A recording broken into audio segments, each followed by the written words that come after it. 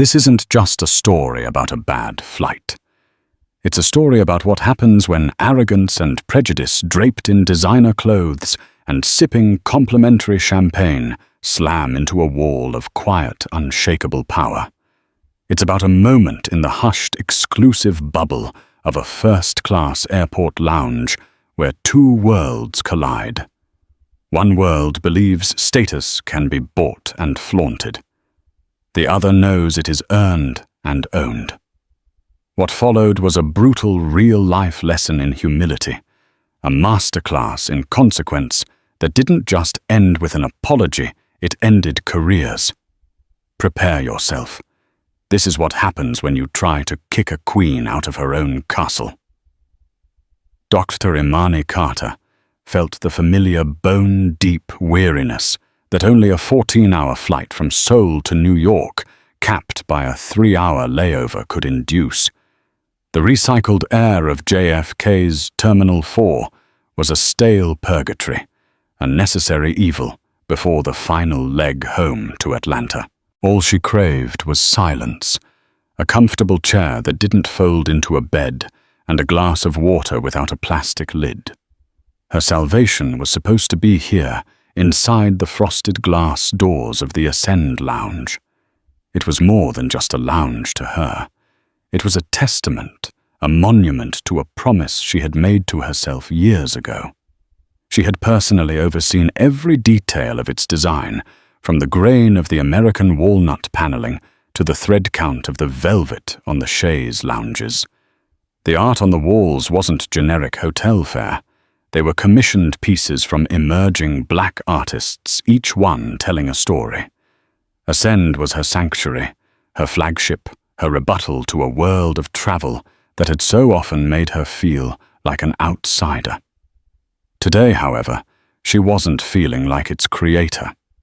Dressed in comfortable charcoal grey joggers, a simple black long-sleeved tee, and a pair of worn-in but clean Yeezy sneakers, she looked more like a weary traveller than a titan of industry. Her hair was pulled back into a simple, elegant bun, but wisps had escaped framing a face devoid of makeup. She carried no flashy designer handbag, just a sleek, utilitarian black backpack that held her laptop and a trove of signed contracts worth more than the entire contents of the duty-free shop downstairs. She scanned her private unlimited access keycard, a feature only she and a handful of board members possessed, and the glass doors hissed open. The immediate hush was a balm to her frayed nerves. The scent of white tea and fig, the lounge's signature fragrance, washed over her. She bypassed the main seating area, with its clusters of businessmen hammering on laptops, and headed for a more secluded alcove she'd designed specifically for moments like this. It was a single high-backed armchair in a deep sapphire velvet nestled beside a floor-to-ceiling window that offered a panoramic view of the runways. Sinking into the chair, she closed her eyes, letting the quiet hum of the lounge envelop her. It was perfect, until it wasn't. "I just don't understand what the standards are anymore, Robert." The voice was sharp, grating, and pitched to carry. It sliced through Imani's peace like a shard of glass. Imani's eyes opened slightly. Seated across the way in a matching pair of cream-colored leather chairs were a man and a woman who looked as if they'd been sculpted from entitlement. The woman, probably in her late 50s, wore a crisp white linen pantsuit that was likely worth more than Imani's entire outfit. Her blonde hair was a masterpiece of expensive engineering, and a large gold Rolex glittered on her wrist as she gestured emphatically. This was Caroline Covington. Her husband, Robert Covington, was the picture of casual corporate wealth. A navy blue polo shirt with the logo of a prestigious golf club, khaki trousers, pressed to a razor's edge, and polished loafers. He nodded his face a mask of bored agreement as he scrolled through his phone. "It's a private club, not a bus station," Caroline continued, her voice dripping with disdain. She wasn't looking at Imani directly, but her gaze kept flicking towards the alcove, a clear, unmistakable targeting. You pay a small fortune for a membership for the exclusivity. You expect a certain caliber of person. You don't expect to see, well, that. The that hung in the air, thick and poisonous. Imani's jaw tightened. She had faced this her entire life. The subtle and not-so-subtle messaging that her presence, her success, her very being was an anomaly that needed to be questioned. She'd been stopped in high-end stores, mistaken for staff at corporate events she was hosting, and followed by security more times than she could count. She had built her own empire brick by brick, precisely to escape these moments. And here, in the one place on earth that was unequivocally hers, the serpent had found its way into the garden. Robert finally looked up from his phone, his eyes briefly scanning over Imani before dismissing her. "Relax, darling. Some of the airlines are practically giving these passes away in cereal boxes now. It's a symptom of a larger problem." "It's a security problem," Caroline insisted, her voice rising. "How do we know she's even supposed to be in here?" She just waltzed right past the front desk. I saw her. No greeting, no check-in. She could have just followed someone in. Imani's hand instinctively went to the backpack beside her. Inside was the master keycard, the one with her name and photograph printed on it. Below the title, Founder and Chief Design Officer, Ascend Global Lounges. Showing it to them would be so easy. A simple, satisfying flick of the wrist that would shut them down instantly. But why should she have to? Her exhaustion was warring with a cold, rising anger. She was not a defendant. This was her space. She shouldn't have to justify her existence to these people. She decided to ignore them, to rise above it. She pulled her phone from her pocket, intending to lose herself in emails and pretend they didn't exist. But Caroline Covington was not a woman to be ignored. She stood up, her posture ramrod straight. "I'm going to speak to the manager. This is unacceptable." Robert sighed, a long-suffering sound. "Caroline, for heaven's sake, just let it be. Let's have another mimosa." "No, Robert." "It's the principle of the thing," she snapped, turning her back on him and marching towards the front of the lounge. Her heels clicked with militant purpose on the polished marble floor. Imani watched her go, a knot forming in her stomach. This was it. The familiar, sickening slide from microaggression into open confrontation. She saw Caroline stop at the host stand, her finger jabbing in Imani's direction as she spoke to the young man on duty. He was new. Imani didn't recognize him. He looked barely out of his teens, his face pale and nervous as the impeccably dressed woman berated him. She could see the exact moment his professional resolve crumbled. He glanced over at Imani, his eyes wide with panic, then back at the furious woman in front of him. He gave a weak, placating nod. Imani braced herself. The battle she had fought her whole life, the one she thought she had finally won, was about to begin all over again, and it was happening in her own home.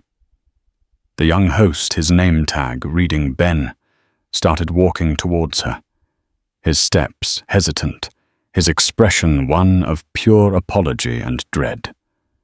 The storm had arrived. Ben approached Imani's alcove like a lamb being led to slaughter. She could see the tremor in his hands and the sheen of sweat on his brow. He was a pawn, a nervous foot soldier, dispatched by a self-appointed queen, and Imani felt a flash of pity for him. It was immediately swallowed by the cold reality of her situation. "Ma'am," Ben began, his voice barely a whisper. He couldn't quite meet her eyes, focusing instead on a point somewhere over her left shoulder. "I'm so sorry to disturb you." Imani didn't make it easy for him. She remained seated, her posture relaxed but her gaze direct and unyielding. "You are disturbing me." Why, Ben swallowed hard. "It's just, we have a guest who has expressed some concern." He glanced nervously back towards the Covingtons. Caroline was now standing with her arms crossed, watching the interaction with an eagle eye. Robert, feigning disinterest, was peeking over the top of his phone. A concern about what exactly Imani asked, her voice calm and even. She refused to let them see her rattled. "About lounge access," Ben stammered. "She said you didn't check in at the desk. I'm afraid I'm going to have to ask to see your boarding pass and credentials. It's just protocol." Imani raised an eyebrow. "Protocol. I've been a member of premium airline lounges for 20 years, Ben. I know the protocol.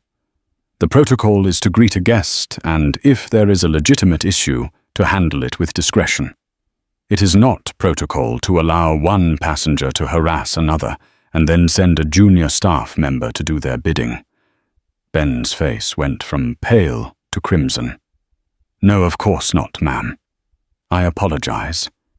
It's just, Mrs. Covington can be very—" He trailed off, clearly terrified of his formidable customer. Persuasive Imani finished for him. She leaned forward slightly. "Let me be clear. I have every right to be here. My access is valid. Now you have two choices.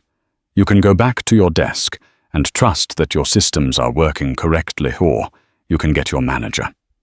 But this conversation between you and me is over."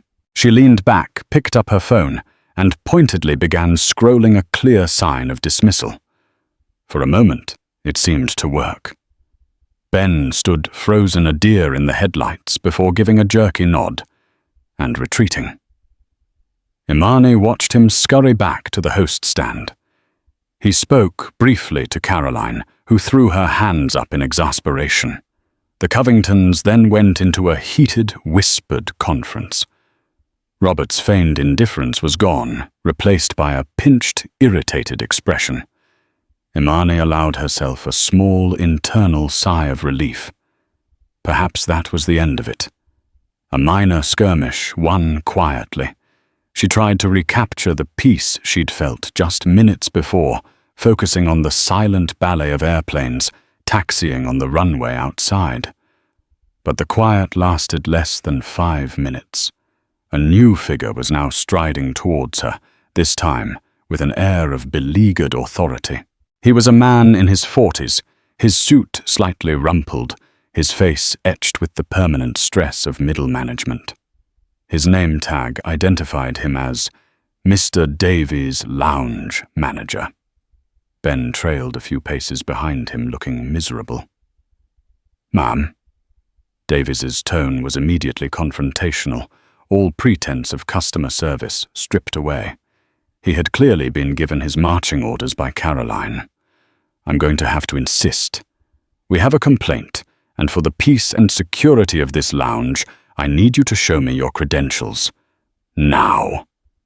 The word security landed like a stone. This was no longer a misunderstanding. It was an accusation. Imani slowly lowered her phone and met his gaze. The anger she had been suppressing was now a low, steady flame. "For the peace and security of your lounge, you think the appropriate course of action is to accost a guest who is sitting quietly minding her own business, based on the unsubstantiated complaint of another passenger. She is not just another passenger." Caroline's voice boomed from across the room. She and Robert had stood up and walked closer, closing the distance and turning the private confrontation into a public spectacle. Several other guests were now looking over, their curiosity piqued. "We are Platinum Circle members with Global Alliance Air. We have been coming to this lounge since it opened. We know who belongs here and who doesn't." Imani finally turned her full attention to Caroline. She let the silence hang in the air for a long moment, her eyes sweeping over the woman's expensive suit, her perfect hair, her smug, self-satisfied face. "You have been coming here since it opened?" Imani asked, her voice dangerously soft. "That's interesting. Tell me, what do you think of the acoustic dampening in the ceiling panels? I was particularly proud of how we managed to mitigate the noise from the main concourse." The question caught everyone off guard. Davies blinked. Caroline's mouth opened and closed silently. Or, the art Imani continued, gesturing to a striking abstract piece on the far wall. "That's an original by Jalil Taylor. His use of color is extraordinary, don't you think? We acquired it before his big gallery show in Soho. It was quite the coup." Robert Covington scoffed. "What are you talking about? We're not here for an art lecture." "Davies, are you going to do your job or not?" Davies, flustered and eager to reassert his authority, turned back to Imani. "Ma'am, enough of these games. Your boarding pass. Now, or I will be forced to call airport security." There it was, the final threat, the ultimate tool of humiliation. Imani felt a strange sense of calm settle over her.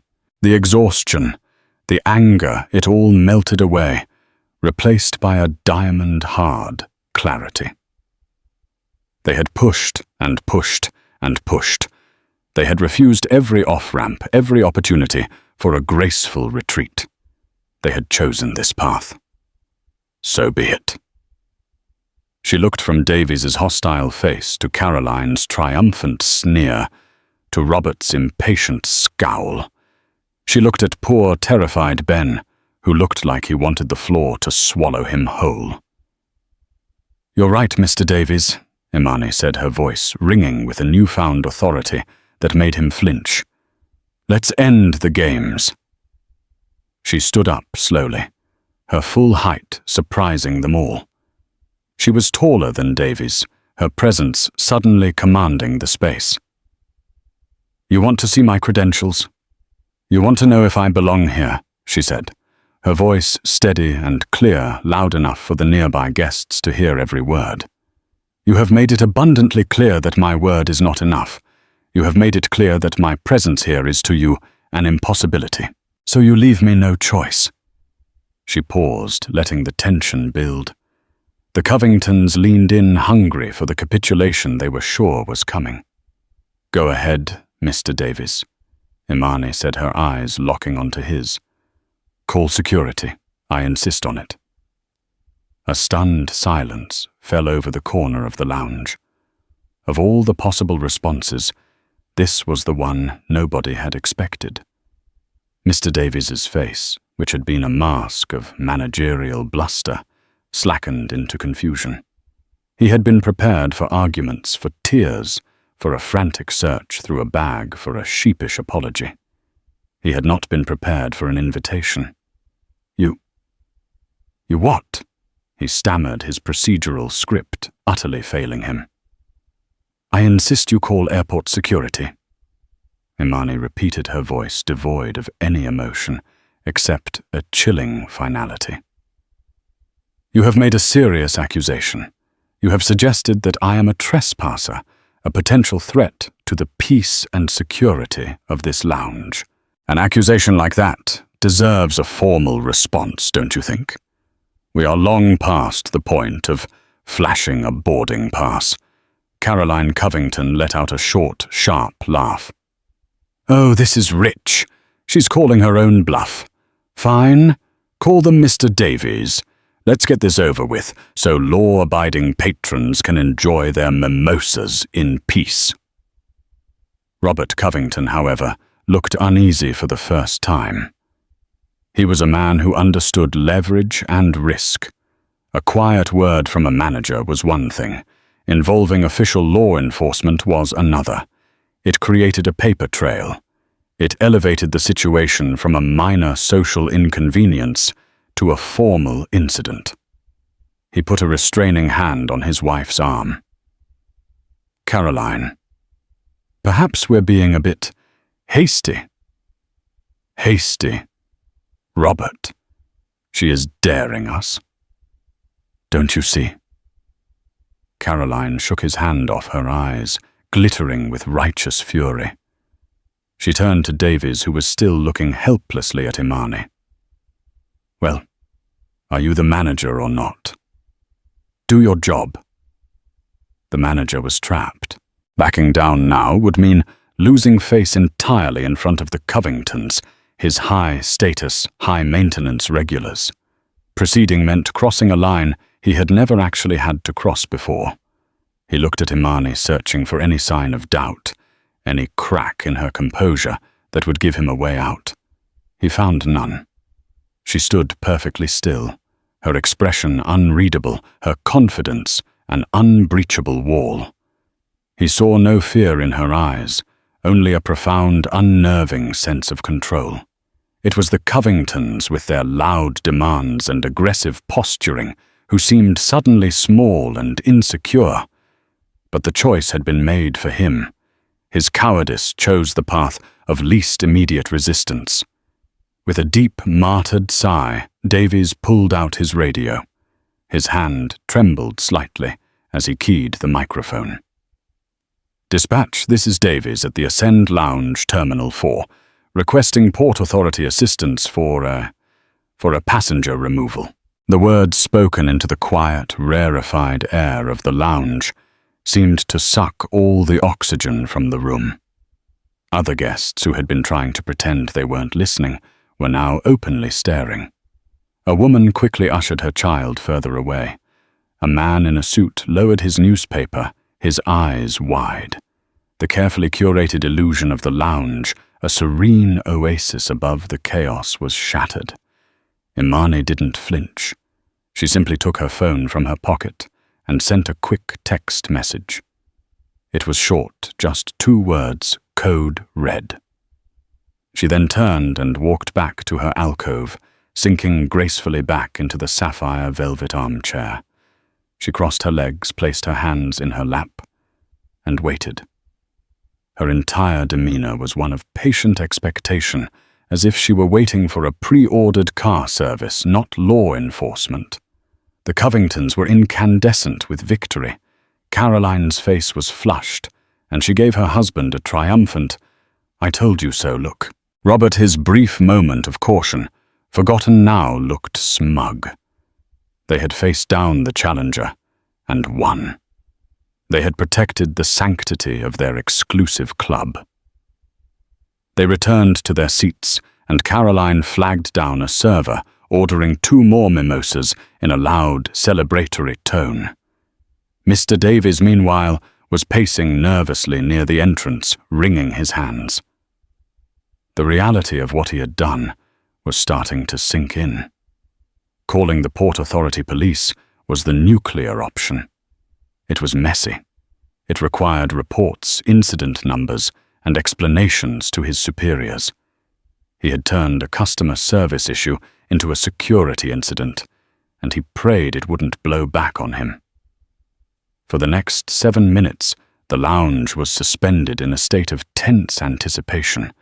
The only sounds were the distant announcements from the concourse, the clink of the Covingtons' glasses, and the frantic thumping of Ben's heart, which he was sure everyone could hear. Imani remained perfectly still, her eyes fixed on the view of the runway. But she wasn't seeing the planes.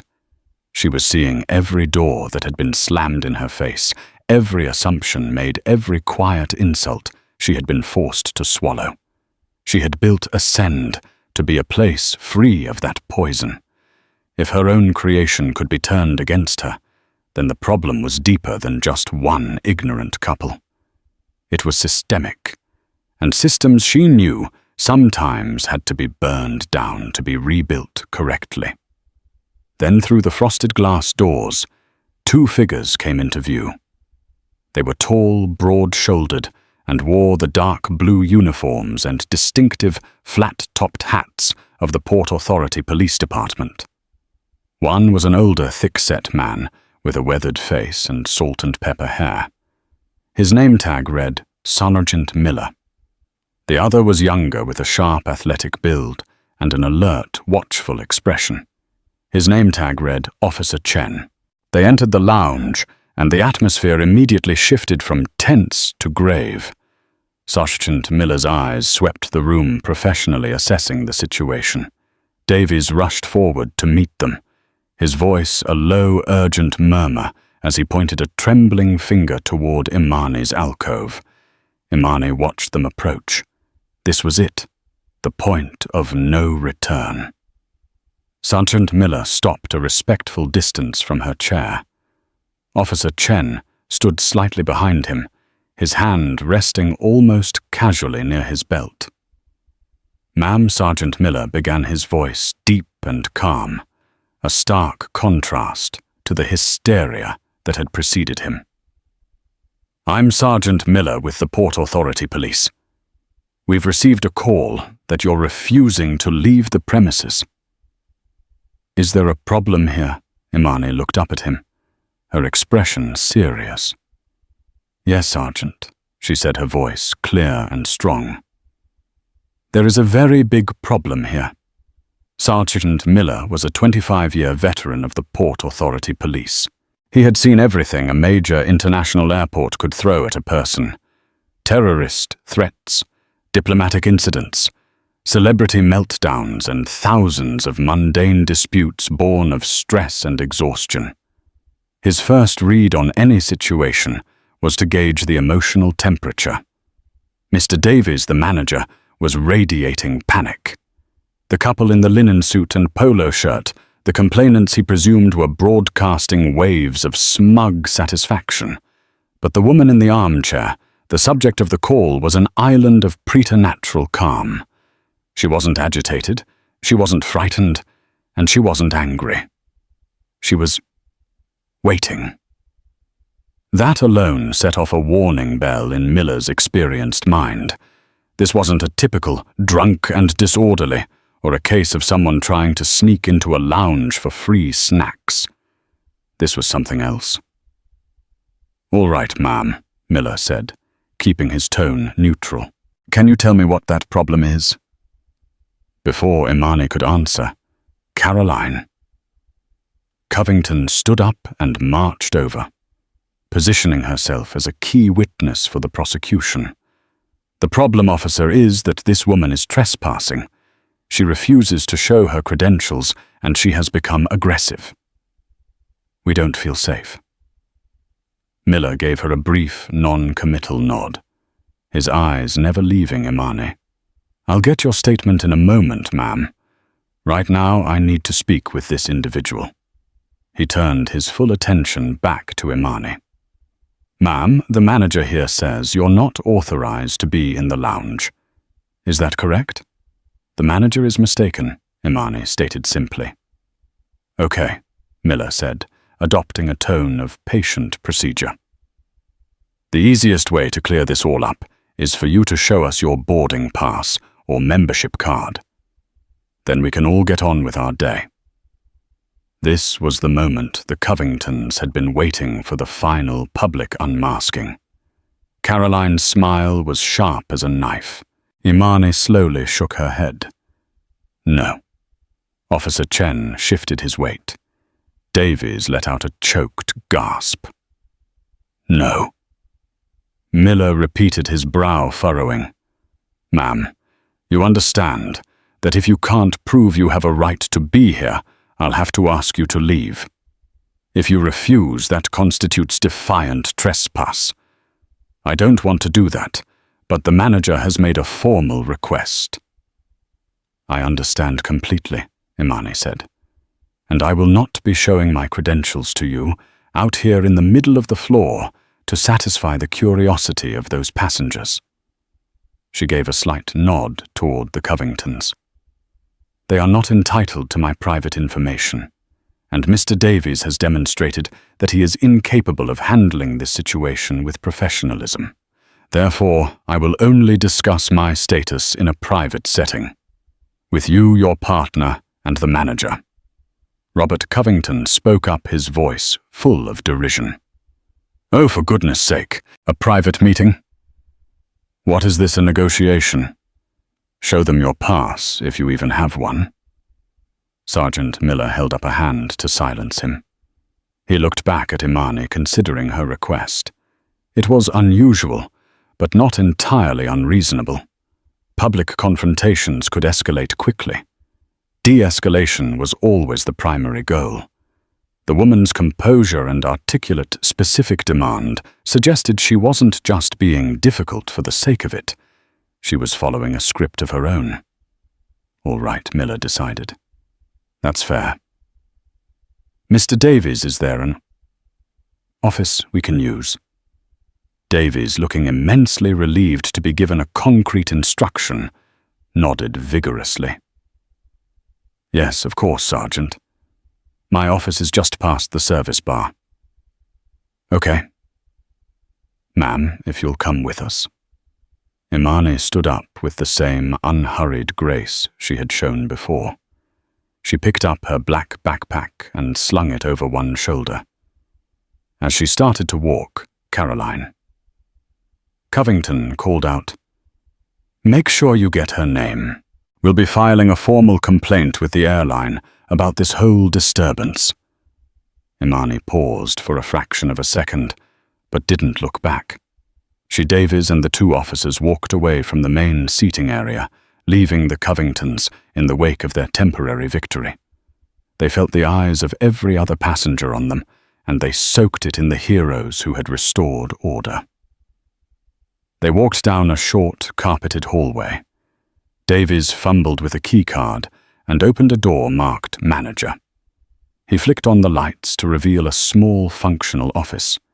A desk, a computer, a few filing cabinets, and a single, sad-looking plant. It was a stark contrast to the opulent luxury of the lounge outside. Davies and the officers entered, and Imani followed, closing the door firmly behind her. The click of the latch seemed to cut them off from the rest of the world. "All right, ma'am," Sergeant Miller said, his tone now all business. "The theatrics are over. We're in private. Let's see your credentials." Imani placed her backpack on the corner of the desk. She didn't open it. Instead, she looked at the three men in the room. Davies was sweating again, his eyes darting around nervously. Officer Chen was impassive, his gaze steady. Sergeant Miller was patient, but his patience had a clear limit. "Before I show you anything," Imani said, her voice low and steady, "I want you all to understand what has happened here. Your manager, Mr. Davies, allowed two passengers to racially profile and harass another guest. When I refused to be intimidated, he did not de-escalate. He escalated. He threatened to call security. And when I called his bluff, he followed through. He chose to protect the prejudice of two loud, wealthy customers over the dignity of a quiet black one. Do you all understand that this is the situation you have walked into?" Davies blanched. "That's not true. I was following procedure." Quiet Miller commanded, silencing Davies with a glare. He looked at Imani, his expression unreadable. "I understand your perception of events, ma'am. Now your ID." "In a moment," Imani said. She reached into her pocket and pulled out her phone. Her thumb moved quickly across the screen. She wasn't looking for a digital membership card. She was dialing a number from her contacts. She pressed the call button and then immediately hit the speakerphone icon, placing the phone face up on the desk. The room was silent as it rang. Once. Twice. Then a man's voice answered, crisp and professional. "David Chen." Officer Chen's head snapped up at the name, his eyes widening in surprise. David Imani said, her voice now carrying a new weight, the unmistakable tone of a boss addressing a subordinate. "It's Imani Carter."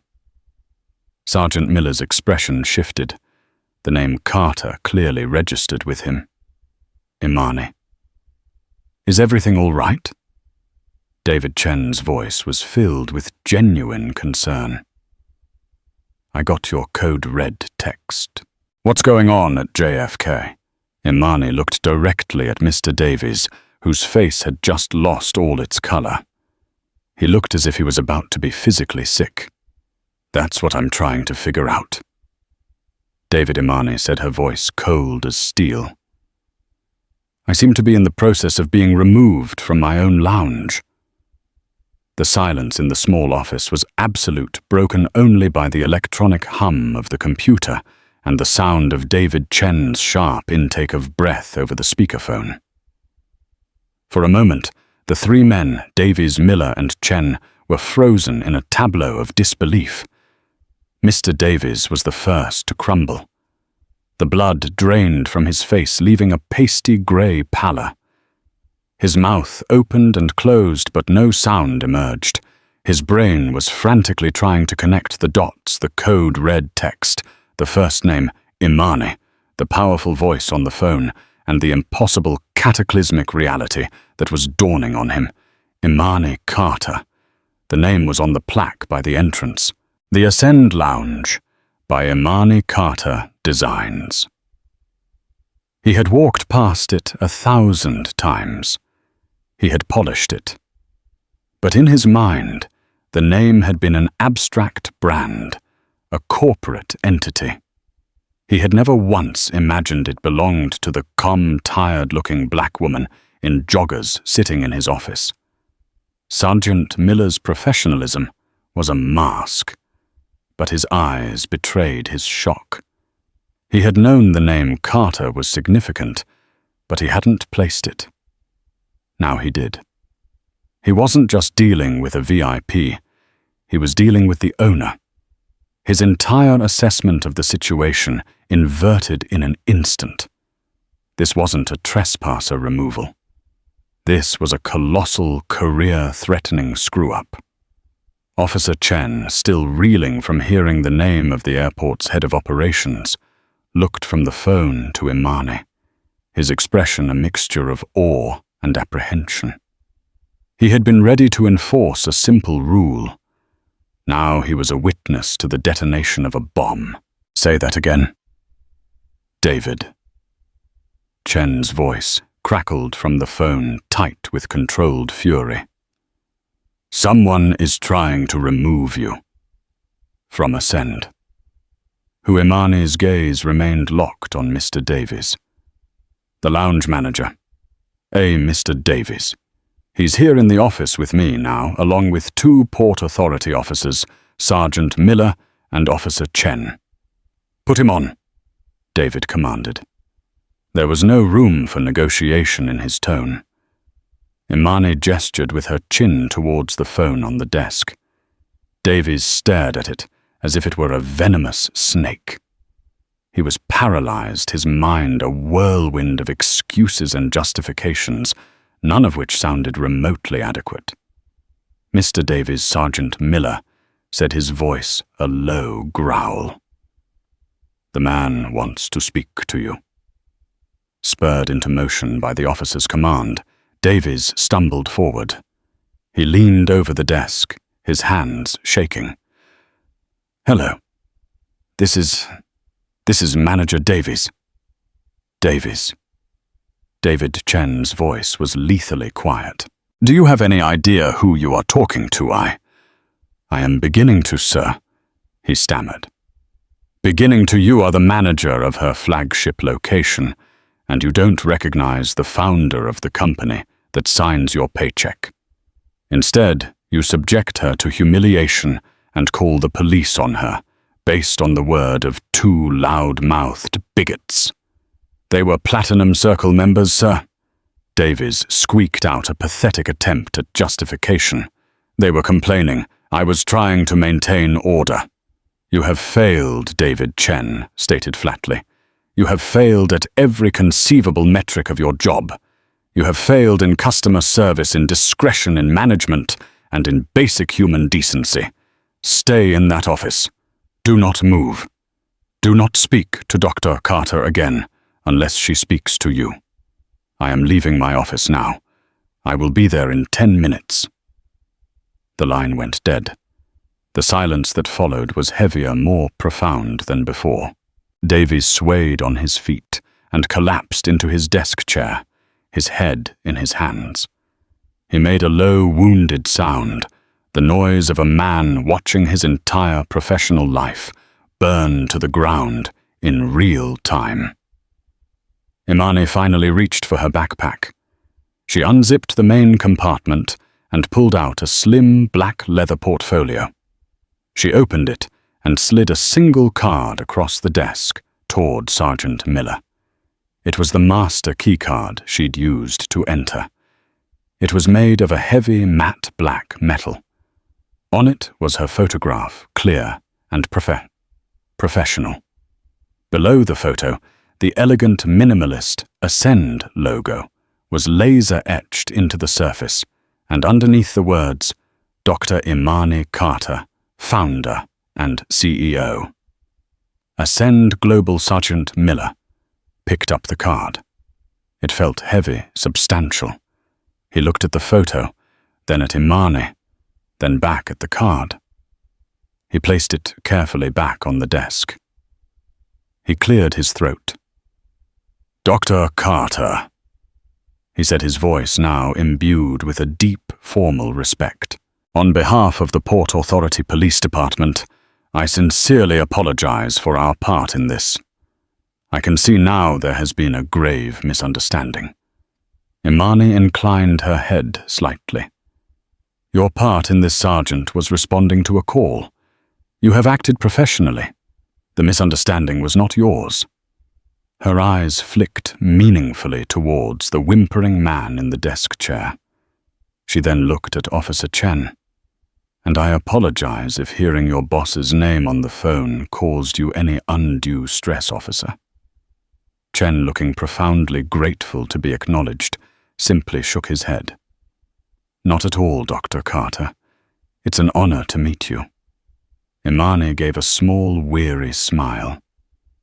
The honor is all mine. She stood up. Now, if you'll excuse me, I believe I have some guests to attend to. She turned and walked to the door, her posture radiating an authority that was no longer quiet, but manifest. She opened the door and stepped back out into the hushed corridor of the lounge. Sergeant Miller and Officer Chen followed her, their roles instantly transformed from her escorts to her security detail. Mr. Davies remained in his office, a ghost at his own wake, waiting for the arrival of his executioner. As Imani re-entered the main lounge area, the Covingtons saw her. Their faces, which had been beaming with smug victory, instantly contorted. They saw her walking not in front of the officers, but beside them.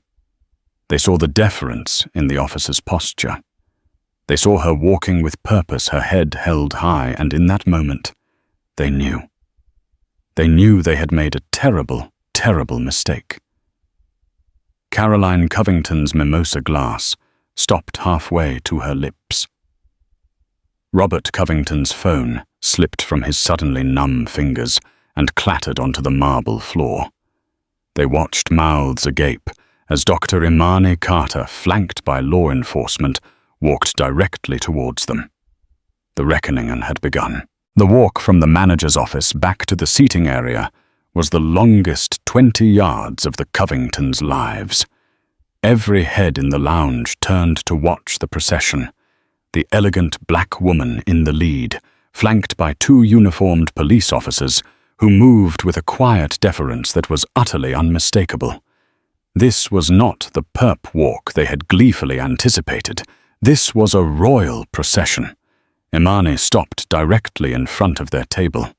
She looked down at them, and for the first time since the ordeal began, she allowed her cold composure to melt away, revealing the white-hot fury beneath. Her eyes, which had been calm and unreadable, were now like chips of obsidian. "Stand up," she said. It was not a request. As if compelled by a force beyond their control, Robert and Caroline Covington slowly, awkwardly rose to their feet. Caroline's face was a mess of confusion and dawning horror. Robert's was pale, his bravado having evaporated, replaced by the panicked look of a man who has just misplayed his last card and lost the entire company. "I believe you wanted to file a formal complaint," Imani said, her voice dangerously soft, but carrying through the silent lounge. "I wanted to give you the opportunity to do so. To me." Caroline stammered. "I don't understand. Who are you?" Imani smiled, but it was a terrifying thing, devoid of all warmth. "That's been the question of the hour, hasn't it? The question you felt so entitled to an answer for, that you were willing to disrupt the peace, harass a stranger, and involve law enforcement." She paused, letting the weight of her words settle on them. "My name is Dr. Imani Carter. I am the founder of Ascend Global. I am the woman who designed this lounge, who chose the fabric on the chair you're sitting in, who selected the art you've been ignoring, and who signs the paychecks for the staff you've been terrorizing." She let that final fact hang in the air. In short, she concluded, her voice dropping to a near whisper, "This is my lounge." A collective gasp went through the nearby passengers. Caroline Covington swayed slightly, her hand flying to her chest as if she might faint. The color drained from her face, leaving her expensive makeup looking like a garish mask on a wax figure. Robert looked at his wife, then at Imani, then back at his wife, his expression one of absolute world-ending disbelief. Now Imani continued, her voice hardening again. "Let's talk about your membership. Your Platinum Circle status with Global Alliance Air gives you certain privileges. Access to partner lounges like this one is among them. It is a privilege, however, not a right. And all privileges are subject to the terms and conditions of the establishment. The primary condition of entry to any Ascend lounge is simple decency, a quality you both have proven to be utterly lacking." She turned slightly to Sergeant Miller. "Sergeant, are these individuals being detained?" Miller, understanding his cue perfectly, stepped forward. "No to Carter. They are free to go." "Excellent," Imani said, turning back to the Covingtons. "Then I am officially and permanently revoking your access to this lounge and any other Ascend Global property, effective immediately. Your names, Caroline and Robert Covington, will be flagged in our system. If you ever attempt to enter one of our facilities again, you will be denied." It was a stunningly swift and brutal excommunication. For people like the Covingtons, whose identities were woven into the tapestry of their exclusive memberships and VIP statuses, this was more than just an inconvenience. It was a social death sentence. "You can't do that," Caroline shrieked, finding her voice at last. "We are lifelong customers. We have rights. Your rights ended when you decided that your comfort was more important than my dignity." Imani countered, her voice sharp as a razor. "Furthermore, a full report of this incident, including your names and your behavior, will be sent to the Executive Board of Global Alliance Air. I have a very close working relationship with their CEO, Richard Haviland. I will be recommending they review your Platinum Circle status. Harassment and bigotry tend to violate their codes of conduct as well." Robert Covington finally found his voice, a pleading, desperate croak. "Please, Dr. Carter. My wife. We made a mistake. A terrible mistake. We apologize." He was practically begging, his entire demeanor transformed from arrogant patriarch to groveling subordinate. The threat of losing their coveted airline status, the core of their social standing, was a blow he couldn't withstand. Your apology is a decade too late and $1 short." Imani said, her expression unmoved. "You are not apologizing because you're sorry for what you did. You're apologizing because you're sorry you got caught.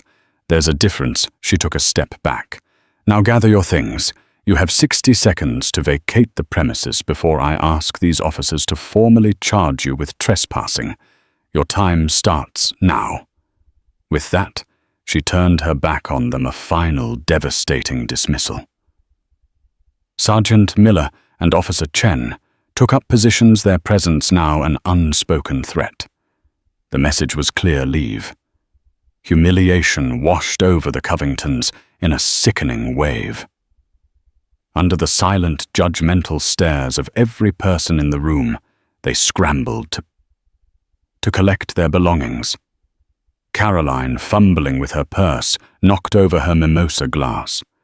It shattered on the floor, the sound unnaturally loud in the silence. Nobody moved to help her. Robert, his face a mask of purple fury and shame, grabbed their carry-on bags. Without another word, they scurried towards the exit, a disgraced king and queen cast out of the castle.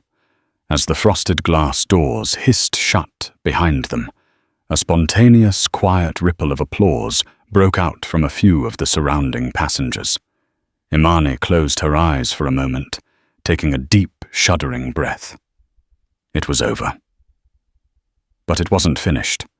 She turned to the young host, Ben, who was standing by the service station, looking as if he had just survived a plane crash.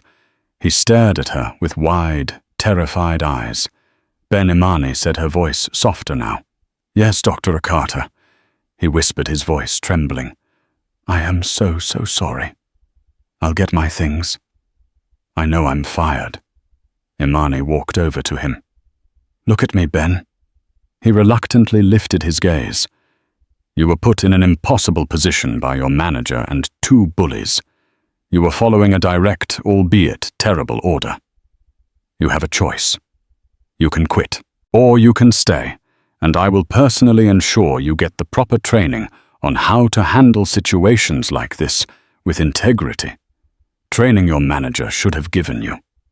A single tear rolled down Ben's cheek, one of sheer relief. "I'll stay," he said, his voice thick with emotion. "Thank you, Dr. Carter. Thank you." Just then a man in a sharp, tailored suit hurried through the glass doors, his face a grim mask of controlled urgency. It was David Chen, the head of airport operations. His eyes found Imani immediately. He walked straight to her. "Imani, I am so sorry. I came as fast as I could." "I know you did, David," she said, her weariness returning. "Davies has been placed on administrative leave, effective immediately," he said, his voice low. "His corporate access has been revoked. He will be escorted from the premises. He is finished." Imani nodded slowly. "Justice. Swift, clean, and absolute." "Good," she said.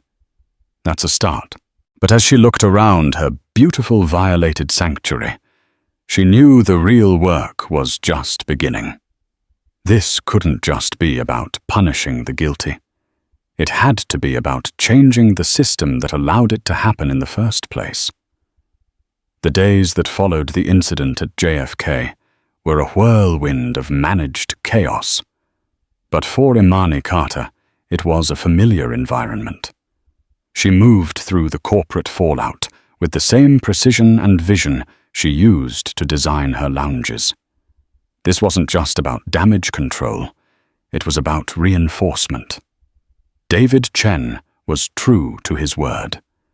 Mr. Davies was formally terminated for gross negligence and failure to adhere to the company's core principles of inclusion and respect. An internal memo went out to all Ascend Lounge managers, globally personally written by Imani. It didn't mince words. It recounted a critical service failure at the JFK location and announced a new mandatory top-to-bottom training initiative for all staff titled the Ascend Standard. It would focus on de-escalation, unconscious bias, and crisis management with role-playing scenarios designed by Imani herself. The message was unequivocal. What happened at JFK was a fireable offense, and ignorance would no longer be an excuse. The karma for the Covingtons, however, was far more public and far more brutal. As it turned out, one of the passengers in the lounge, a tech startup founder with a significant social media following, had discreetly filmed the entire latter half of the confrontation on his phone. He had captured Imani's calm, powerful speech, the Covingtons' panicked apologies, and their humiliating walk of shame. He posted the video with a simple caption, "At the JFK Ascend Lounge." Watched a couple of entitled bullies try to get a quiet black woman thrown out. Turns out she owns the place. You absolutely love to see it. Karen strikes out. Black excellence. By the time Imani's flight landed in Atlanta, the video had gone nuclear. It had millions of views and was being shared by celebrities, activists, and news outlets. The names Robert and Caroline Covington were trending. Internet sleuths with their terrifying efficiency quickly identified them. Robert Covington was a senior partner at a major private equity firm in Connecticut, a company that had recently made a big public show of its commitment to diversity, equity, and inclusion. The backlash was instantaneous and overwhelming. The firm's social media was flooded with angry comments. News trucks were parked outside their corporate headquarters. The board of directors, facing a PR nightmare of epic proportions, convened an emergency meeting. Robert's weak attempts to frame the incident as a private misunderstanding were drowned out by the crystal-clear audio of his wife demanding security on a woman for the crime of existing in joggers. Within 48 hours, the firm issued a statement. Robert Covington was suspended indefinitely, pending an internal investigation, a corporate euphemism for a forced, quiet resignation. His career, built on a foundation of aggressive deal-making and social climbing, was over. The social fallout was just as devastating. Their country club membership was put under review. Invitations to charity galas were suddenly retracted. Friends they had known for decades stopped returning their calls. The status and exclusivity they had guarded so jealously, the very things they thought made them untouchable, were stripped away from them layer by painful layer. They had become pariahs in the world they had worshipped. Imani took no joy in their destruction. She had wanted accountability, not annihilation, but she recognized it as a symptom of the disease they had carried. Their lives had been a bubble, and the viral video was the pin that popped it, exposing the ugliness inside to the world. A week later, Imani was back at the JFK Lounge. It was quiet, serene, just as she had designed it. Ben, the young host, greeted her at the door with a warm, genuine smile. He looked more confident, standing taller. "Welcome back, Dr. Carter," he said. "It's good to be back, Ben," she replied. She walked to her favorite alcove, the sapphire armchair by the window. Waiting for her on the small table was a glass of sparkling water with a lime wedge and a small handwritten note on Ascend stationery. It read, "Dr. Carter, we've got your back, always. Your team." Imani smiled, a real tired but genuine smile. She looked out the window at the planes taking off and landing, each one carrying people on their own journeys. She had built Ascend as a physical space, a sanctuary of comfort and luxury. But she realized now it had to be more. It had to be a foundation, a place that didn't just serve its guests, but actively protected them. A place where dignity was the price of admission and respect was the only currency that mattered. The fight was far from over, but she had turned their ugly, hateful moment into a new cornerstone for her empire. They had called security on a black woman in her own lounge, hoping to put her in her place. Instead, they had reminded her of her place at the head of the table, rewriting the rules. And she was just getting started. This story is a powerful reminder that true status isn't about the logo on your bag or the color of your credit card. It's about character. Imani Carter built an empire not just on brilliant design, but on a foundation of resilience against a world that constantly underestimated her. The Covingtons learned the hard way that the privilege they weaponized was fragile, while the dignity they attacked was unbreakable. Their story is a lesson in karma, but hers is a lesson in power. If this story resonated with you, and you believe in the importance of standing up to prejudice in all its forms, please help share this message.